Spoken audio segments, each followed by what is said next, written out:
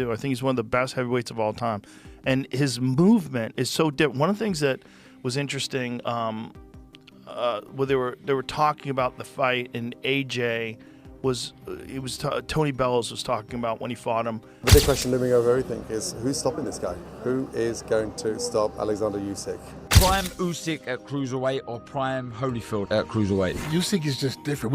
The fighters are different now. It used to be like skill, now it's more about conditioning.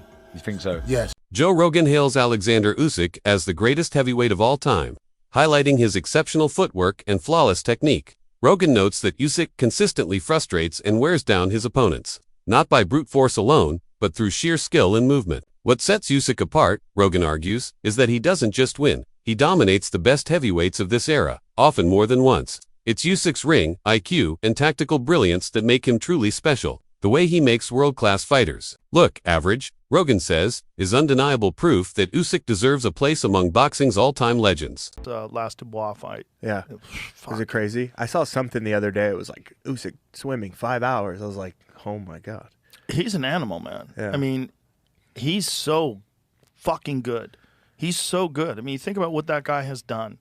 He beat AJ twice. He beat Tyson Fury twice. And now he beat Dubois twice. Mm-hmm. That's crazy. No, it's incredible. Those are two of the best, of this era. I think he's one of the best of all time. I really do. I think he's one of the best heavyweights of all time. And his movement is so different. One of the things that was interesting, where they were talking about the fight, and AJ Tony Bellows was talking about when he fought him.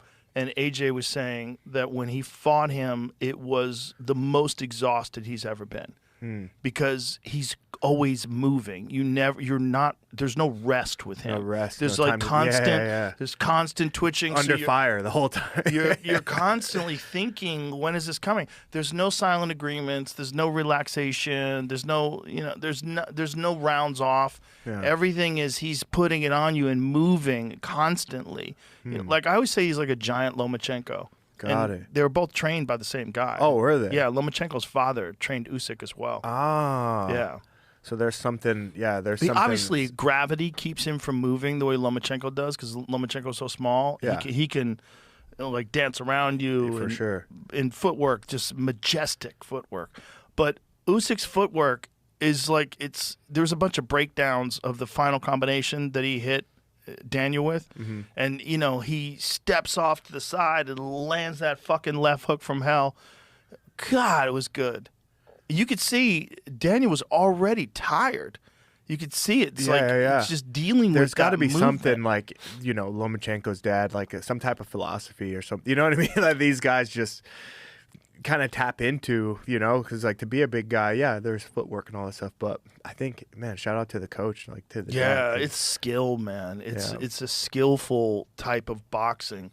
Boxing analysts now widely recognize Oleksandr Usyk as one of the all-time greats in heavyweight history. For years, legends like Lennox Lewis, Larry Holmes, and Evander Holyfield have defined the standard of excellence in the division. But Usyk's rise has reshaped that conversation. His move from cruiserweight to heavyweight wasn't merely a success, it was a landmark achievement. In a division stacked with towering elite fighters, Usyk hasn't just competed, he's outclassed them. With unmatched skill, ring intelligence, and relentless consistency against top-level opponents, Usyk has proven himself a complete fighter. He's not just winning, he's redefining what it means to be a modern heavyweight champion. Let's quickly have that conversation then about the best heavyweights of all time. Mm-hmm. Where? Because I know in your head you've done it already. I mean, you've done about 20,000 videos since the fight. One of those videos must be saying where he's ranked as an all-time top 10 heavyweight. Oh, I think he has to be in the top 5, if not top 3. No, he has to be. He has to be. And go on then, name him. So Muhammad Ali, Lennox Lewis, and I would actually probably say Oleksandr Usyk, just ahead of Larry Holmes. Okay, just ahead of Larry Holmes. Yeah, I know. Look, those two, Lewis and Ali, their resume speaks for itself. The world title fights, they speak for themselves. I've sat with him and he has an aura. Mm-hmm. You can tell that, even looking at my videos, there's he something walks different. in, dude, and you're like, okay, his eyes, they're this very piercing, and you think, you feel like you are in the presence of something very, very special. Oleksandr Usyk has taken on and defeated nearly every top heavyweight contender, often facing them twice, while the heavyweight division hasn't been as deep as it once was. leading to multiple rematches against key opponents. Usyk has never shown any decline in intensity or skill. The fact that fans now struggle to name a worthy challenger speaks volumes about his dominance. Joseph Parker may be one of the few remaining potential opponents, but even that matchup lacks the significance it might have held in the past. Usyk's legacy is firmly established. He's become undisputed champion across multiple weight classes, achieving it all with grace, dominance, and unwavering discipline. Quick feet, he's got some power, and he's got Andy Lee. Those things make that fight pretty intriguing. I agree, and if he faces him, I think he again will be the heavy favorite. And let's assume he beats him. Do you retire? Do you take another lap around the same block? Like you said, it's a young 38. And again, I know this is a money game, but the other young heavyweight that I like that's been on a very good run, and we've been impressed with them, Agit Kabayel. And now that's another relatively small heavyweight that's quick-fisted, and he knows how to operate inside. Again, he's already beaten Fury twice. He's fought Joshua twice. When we talk about trilogies, generally it's about 1-1, right? Not 2-0. Exactly. Although we just had one with Serrano and Taylor, but again, they have limited opposition. But there you have it. Oleksandr Usyk once again becomes undisputed heavyweight champion of the world. And rounding out Boxing Palooza 2025 from the MGM Grand in Las Vegas. There's increasing speculation that Joseph Parker might be next to face Usyk, though many view it more as a formality than a true test. Boxing analyst Ada Oladipo has even expressed interest in seeing Derek Chisora take on Usyk again because he expects Chisora to win, but for the excitement and toughness Chisora brings to the ring. Chisora knows how to hype a fight and turn it into a memorable event, which would be great for the sport. Still, realistically, Usyk is leagues ahead of both Parker and Chisora in skill and achievements. Any upcoming fight would likely only reinforce why Usyk remains unmatched at the very top. Then, well, here it is. Here's your world title shot. You're going to fight for a world title, right? But if you're Joseph Parker, and I spoke to Andy Lee, it isn't just a case of fighting for a world title. You want to fight the #1 for the world title, and that guy is Oleksandr Usyk. So, yeah, there must be loads of conversations going on right now. Loads of conversations. I did say this the other day, and I don't know, sometimes I'm like, you know, when I was in the ring and I was interviewing Oleksandr Usyk, I was desperate because of my love for Joseph Parker. I was desperate for Joseph Parker to get. I know he got in the ring after, but I'm talking about on the zone. So whilst everyone is still in the stadium and everyone's still tuned in, I was desperate for him to kind of just jump in the ring. I was desperate for him to do it. Chisora was trying to do. So Chisora knows how to play the game. And as much as people are like, what's Chisora doing? Chisora won't get the fight, but that's kind of what you got to do. And I know people are like, well, 1 second, it's not like that. It's rankings. Well, no, it's not though, is it? Because, again, Oleksandr Usyk can vacate the belt. He can say no.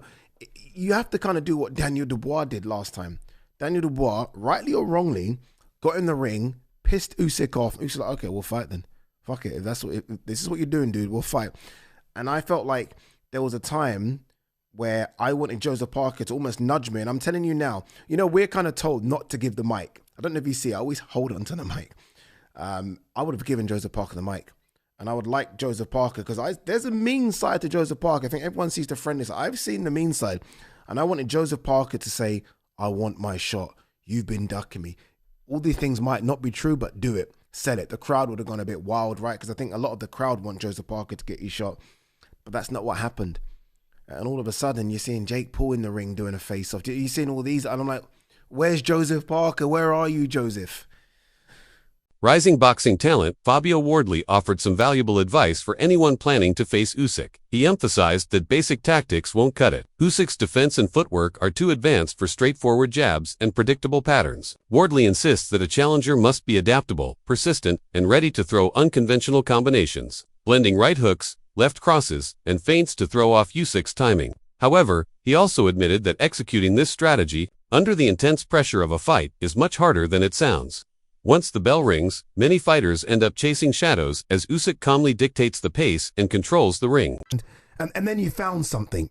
How difficult is it when your tactics aren't working and they weren't working for Daniel? And look, I'm not comparing Oleksandr Usyk to Justice Hooney, but you had to find something and you found it. Yeah, that's the thing. I think that there was a level of belief Of I will find it. I can find the way. I will find the way, and maybe some kind of and stubbornness, especially from my part, probably of like I'm not rolling over. I will find the way. Like I will manage my way out of this situation. I will extend the alphabet past the letter Z until I find the right plan that works here, the right situation, the right combination, the right punch. I will exhaust all options. Me personally, and it is a No, don't do this to us. price and stuff, and you're just going, your brain's going, this isn't working. Like I don't know what you're on about. Like it's not happening. It's not working.